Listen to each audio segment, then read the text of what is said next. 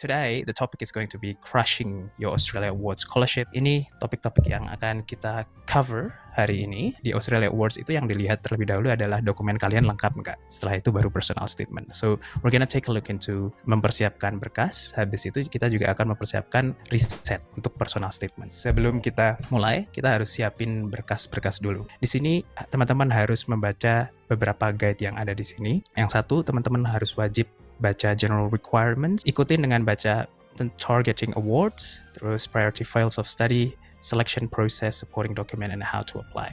Jadi kenapa first general requirement? Karena teman-teman harus scan terlebih dahulu apakah teman-teman eligible untuk beasiswa Australia Awards Scholarship. Kalau teman-teman misalnya nggak eligible, then you cannot move to the targeting of award. Jadi kalau kalian udah eligible, terus kalian bisa melihat apakah kalian eligible untuk targeting of awards. Baru kita lihat priority fields of study and selection process, and yada, and yada. First, yang teman-teman harus buka adalah general requirements.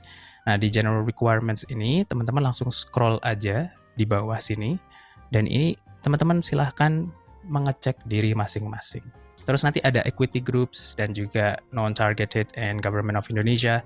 Untuk sekarang mungkin kita fokusnya di equity target sama non-targeted, karena Government of Indonesia ini khusus untuk PNS. Okay, so you can read all this. Tes-tes yang bisa digunakan untuk mendaftar aja ya, mendaftar beasiswanya. Itu IELTS, TOEFL ITP, TOEFL IBT, and PT Academic, dan setiap skornya berbeda. So, we need to read all this. Habis itu baru targeting of awards. Orang-orang yang targeted itu consisted of persons with disabilities, women from disadvantaged background, and people from equity target provinces. Setelah dicek, baru kita lihat priority fields of study. Ini kan tulisannya focus areas, artinya itu area yang difokuskan. Sehingga ketika teman-teman misalnya mengambil jurusan di luar ini, sebisa mungkin teman-teman memberikan reasoning yang kuat. Selain itu, kalau teman-teman memang mau ngambil hal-hal yang mepet-mepet, hal-hal yang mirip-mirip tetap bisa teman-teman masukin. Then, let's read the selection process. Semua perkataan yang ada di sini, plus yang teman-teman temukan di priority fields of study, itu bisa menjadi keywords yang teman-teman nanti masukkan ke dalam personal statement. Baru nanti ngelihat supporting document. Semua checklistnya udah ada lengkap di sini di websitenya Australia Awards. And baru nanti kita ngelihat di how to apply. Baru teman-teman bisa klik di this link. Jadi teman-teman akan dibawa ke Cognito form, di mana teman-teman bisa mengisi beasiswa teman-teman, pendaftarannya. Misalnya udah mentok baca semua tapi masih ada hal yang belum diketahui, silahkan klik di FAQ, dan di situ biasanya udah banyak pertanyaan dari teman-teman di tahun-tahun sebelumnya. Kalau cari format-formatan, silahkan dicari di download section. Download section itu ada di PhD download ya. Di sini kayak format-format tentang recommendation letter, terus nominating agency declaration, semuanya full di sini. Part 2. Jadi sebelum kita nulis personal statement, perlu untuk kita ngelakuin riset. Ini hal yang harus kalian antisipasi untuk riset dulu sebelum nulis personal statement. Dari website AAS yang aku mau highlight ke teman-teman, 1, web selection process. Terus habis itu, priority fields of study. Dan juga the targeting of awards. Jadi selain di website AAS tadi yang aku tunjukkan, silahkan teman-teman research terlebih dahulu sebelum nulis personal statement, course dan kampus idaman kamu. Terus yang kedua, setelah kalian ngeriset tentang kampus teman-teman, validasi, verifikasi bahwa course itu ada. Cek di website yang namanya Cricos. Cari dari website official kampusnya. Make sure there is options for international student. Make sure there is Cricos code. Dan verifikasi Cricos code itu di websitenya Cricos. Di paste aja ke sini, terus start search. Kalau teman-teman verifikasi dan ada, pasti akan muncul semua detail ini, termasuk everything from your faculty sampai ke harga-harganya, meskipun teman-teman nggak usah mikirin ini ya kalau dapat beasiswa.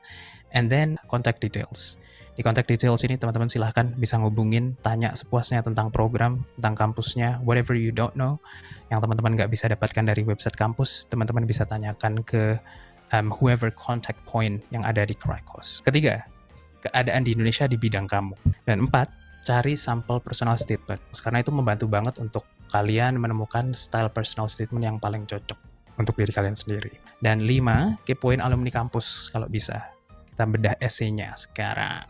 Question pertama adalah menanyakan tentang keputusan kalian. Kalau di Australia World Scholarship itu kalau nggak salah pertanyaannya adalah how did you choose the intended institutions and why? Pertama, ini biasanya aku jelasin tentang siapa aku. Penting juga untuk kita menjelaskan tentang role kita apa di masyarakat. Nah, di sini baru aku introduce the gap. Ini ada data yang aku tunjukkan, karena ada masalah ini, maka yang dibutuhkan adalah ini. Karena aku nggak bisa ngelakuin ini sendiri, akhirnya aku minta tolong University of Murdoch, yang mereka punya spesialisasi di sini. Selain itu, yang pilihan kedua aku adalah University of Adelaide. Notice yang aku compare di sini bukan kejelekan kalau misalnya kita gabungkan dua-duanya ini sama bagusnya untuk aspirasi ke depanku. Jadi if you notice, setiap paragraf itu clear kebutuhannya apa. Dan setiap sentence itu purposeful. Jadi nggak ada istilahnya wasted space ya. Coba hal-hal yang sifatnya uncontrollable, di luar kontrol kita itu kalau bisa nggak dimasukkan di dalam personal statement. Contohnya word ranking. Satunya lagi adalah mau bekerja dengan profesor A atau B atau C. Karena nggak semua profesor di Australia itu bakal stay di kampus tersebut selamanya. So, untuk pertanyaan selanjutnya adalah tentang career.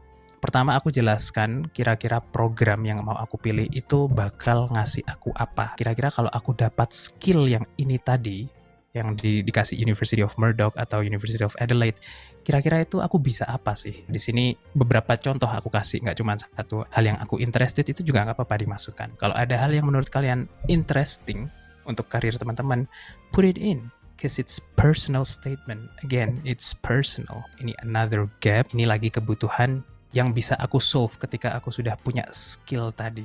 So this is the gap that I have. Itu aku introduce lagi. Dan aku solve lagi problem. Jadi banyak problem solvingnya di pertanyaan kedua ini teman-teman. Jadi selain jelasin tentang kampus, apa yang mereka bisa kasih, ilmu apa yang bisa aku dapat, terus problem solving apa yang bisa aku lakukan ketika aku dapat pengetahuan. Question number 3, ini leadership dan choices. Pemimpin di sini yang dimaksud adalah leader. Leader just means ketika kalian berada di dalam suatu project, meskipun ada leadernya ya, ada ketuanya di atas nih, teman-teman itu punya kapasitas untuk melakukan inisiasi sesuatu.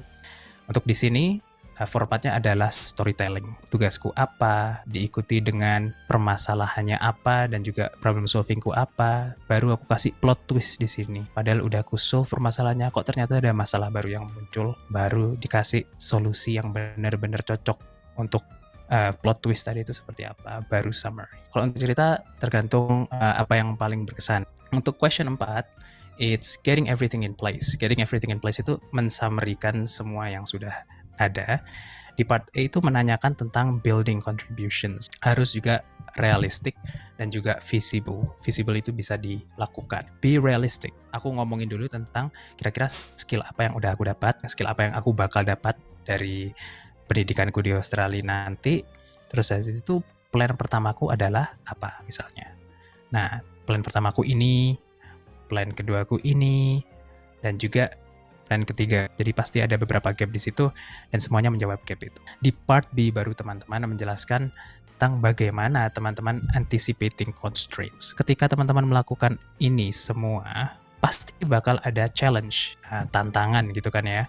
Masukkan di part B dan juga cara teman-teman solving that problem. Di 4A teman-teman akan ditanyakan tentang plan kontribusinya. 4B, kalau kontribusi itu dihadang oleh masalah-masalah yang ada, how do you move through that? Teman-teman bisa menggunakan resource yang teman-teman sudah punya, ataupun resource yang nanti teman-teman dapatkan dari pendidikan di Australia. Entah itu networking, ataupun NGO yang teman-teman bisa bikin MOU, that kind of thing. Yang aku mau emphasis adalah teman-teman harus ketika deskripsikan tentang plannya teman-teman, ada realistic step yang bisa teman-teman deskripsikan. Kalau udah, baru you check the grammar, clarity, cohesion, and plagiarism checks.